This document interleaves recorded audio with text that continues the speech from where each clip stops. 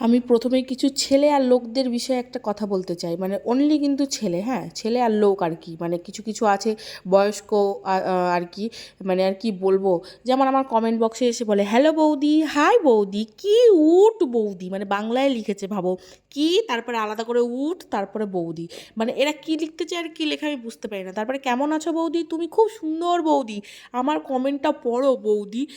তো আমি তাদের উদ্দেশ্যে বলতে চাই, কেন ভাই বৌদি সবাই কি তোমার দাদার বউ মনে হয়, কাউকে কি ভাইয়ের বউ বা নিজের বোন মনে হয় না? না, সবাইকে গিয়ে বৌদি বৌদি বৌদি বৌদি, মানে সবারই রেজিস্ট্রি, সবাই ওনাদের একদম রেজিস্ট্রি করা দাদার বউ হয়ে গেছে, সবাইকে গিয়ে বৌদি বৌদি করবে কেন ভাই? বৌদি ছাড়া কি অন্য কিছু বলা যায় না? দিদি বলা যায় তো, দিদি বলা যায়, বোন বলা যায়, অনেক কিছুই তো বলা যায়। তো কিসের জন্য তোমরা কেন এসে শুধু ওই বৌদি বৌদি বৌদি বৌদি করবে? আমার এটা একদম পছন্দ না। আমার কমেন্ট বক্সে এসে কেউ এই বৌদি বৌদি বৌদি করে চিল্লাবে। আর প্রথম কথা হচ্ছে দেখো, কিছু ছেলে আছে আমাকে কি সুন্দর দিদি বলে, বোন বলে, এত ভালো লাগে শুনতে, তাদের প্রতি সম্মানটাই না আলাদা রকমভাবে বেড়ে যায়। একজন তো আমার বাবার বয়সী লোক আমাকে কমেন্ট করছে যে কেমন আছো বৌদি, কেমন মাথার ঝাড়টা গরম হয় একবার ভাবো তো, মানে এত মাথা গরম হয়ে যায় না এই কিছু কিছু পাবলিকদের জন্য, মানে তোমাদেরকে আমি বলে বোঝাতে পারবো না। তো প্লিজ আমার কমেন্ট বক্সে এসে না তোমরা বৌদি বলাটা বন্ধ করবে, কারণ আমার বৌদি কথাটা একদমই, হ্যাঁ বলবে না কেন, যদি সম্পর্কে সত্যিকারেরই বৌদি হয়ে বললে সেই ব্যাপারটা আলাদা, কিন্তু চেনা নাই, চেনা নাই জানা নাই এসে এসে বৌদি করবে, সবাই যেন মনে ভাবো যেন তোমার দাদার বউ, তো সবাইকে দাদা বানিয়ে দাও, কেন ভাইও তো বানাতে পারো, কেন আর আমাকে তো দিদিও বানাতে পারো, বোনও বানাতে পারো, কেন সেটা করো না? এটা তো তোমাদের মানে আর কি বলবো, কিছু কিছু ছেলেদের এটা স্বভাব।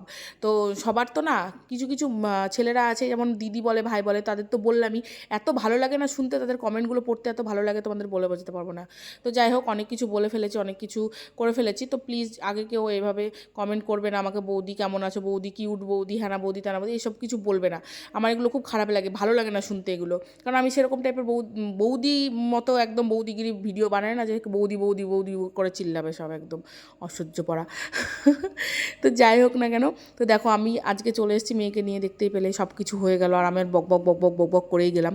তো আসলে এত মাথাটা গরম হয়ে গেছিলো না, কিছু কিছু কমেন্ট দেখলে না আমার ভীষণই মাথা গরম হয়ে যায়। তো এইরকমই আমারও এই কমেন্টটা দেখেও আমার ভীষণ মাথা গরম হয়ে গেছিলো।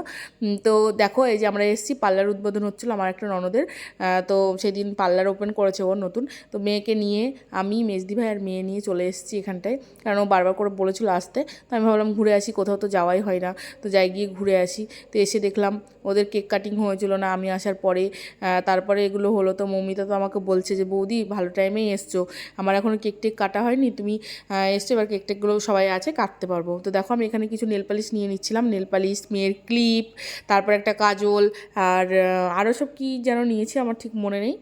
তো এগুলো নিয়ে নিয়েছি, 4-5টা নেল পালিশ নিয়ে নিয়েছি আমি। তো এখানে নেল পালিশের সেটগুলো দেখছিলাম, সবগুলোই ভালো লাগছিলো মোটামুটি। তো আমার তো অনেক দিন নখ বড় হয়নি, আর এখন একটু একটু করে নখটা একটু একটু রাখছি, যেহেতু মেয়েকে চটকে কিছু সেইভাবে মানে ইয়ে করে খাওয়াতে হয় না, আমি সব কিছু চামচে করে খাওয়াই, হাত দিয়ে খেতে চাই না খুব একটা, ওই জন্য নখগুলো একটু একটু বড় হচ্ছে, তো অসুবিধা হয় না আমার। একজন দিদিভাই বলেছিল এইটুকু বাচ্চার এত বড় বড়, বাচ্চার মায়ের এত বড় বড় নখ, তো এমন কিছু বড় নেই আমার নখ, তো আর আমার সমস্যা হয় না, আমার অভ্যেস হয়ে গেছে, আমার বাচ্চার যে লাগবে বা কিছু এরকম কোনো সমস্যা হয় না দিদিভাই। তো সেই নিয়ে টেনশন করার কোনো কারণ নেই। তার মেয়ে দেখো এখানে নেল পালিশগুলো নিচ্ছে আর নিচে ফেলছে, নিচ্ছে আর নিচে ফেলছে, মানে বারবার নিচে ফেলছিল যদি ভেঙে যায়, ওই জন্য আমি আবার তুলে সরিয়ে রাখলাম। আর আমি না যেখানেই যাই এখন আমার একটা এমন নেশা হয়ে গেছে না, যেখানেই যাই মনে হয় যেন মেয়ের জন্য একটা কিছু কিনি, মেয়ের জন্য ক্লিপ কিনি, মেয়ের জন্য গার্ডার কিনি, মানে এক বাক্স ক্লিপ আমার অলরেডি ভর্তি হয়ে গেছে, আবার এক বাক্স গার্ডারও, অনলাইন থেকে সেদিন 100 পিসের একটা গার্ডার অর্ডার করেছিলাম। আমার 100টার বেশি ক্লিপ হয়ে গেছে।